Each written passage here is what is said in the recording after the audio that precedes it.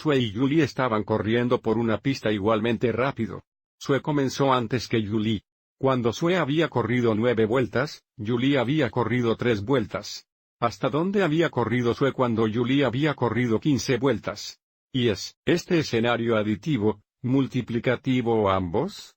Comencemos registrando la posible cantidad de vueltas que corrieron Julie y Sue. Se nos dice que Sue había corrido 9 vueltas cuando Julie había corrido 3 vueltas.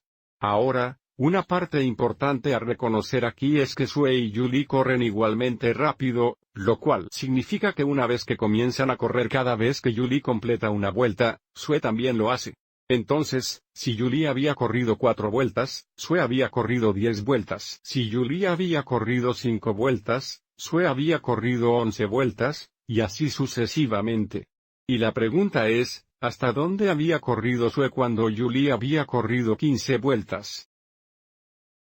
Entonces, para responder a esta pregunta, debemos buscar un patrón o determinar el proceso para determinar cuántas vueltas corrió Sue, dada la cantidad de vueltas que Julie corrió. Bueno, noten que 3 más 6 es igual a 9, 4 más 6 es igual a 10, 5 más 6 es igual a 11.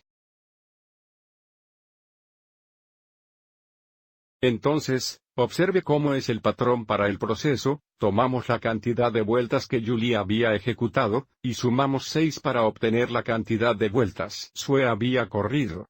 Entonces, el patrón del proceso es agregar 6, lo que significa que si Julie hubiera corrido 15 vueltas, Sue había corrido 15 más 6, o 21 vueltas. Entonces, para responder la pregunta, Sue había corrido 21 vueltas cuando Julie había corrido 15 vueltas. Ahora el razonamiento que usamos aquí se llama razonamiento aditivo. Cuando usamos el razonamiento aditivo, tomamos la cantidad anterior que en este caso sería la cantidad de vueltas que Julie había corrido, y agregamos el cambio absoluto para determinar el nuevo cantidad, bueno en este caso, la cantidad de vueltas que Sue había corrido. Entonces, el cambio absoluto es el 6, porque agregamos 6 cada vez para obtener el número de vueltas que Sue había corrido. Y observe cómo se mantiene este patrón o proceso. Es cierto, independientemente de cuántas vueltas haya corrido Julie, no utilizamos el razonamiento multiplicativo aquí, que analiza el cambio relativo entre dos cantidades. Para razonamiento multiplicativo tomamos la cantidad anterior y la multiplicamos por el cambio relativo para obtener la nueva cantidad. Observe cómo si intentamos usar el razonamiento multiplicativo, observe que 3 veces 3 es igual a 9, 4 veces 3 no es igual a 10.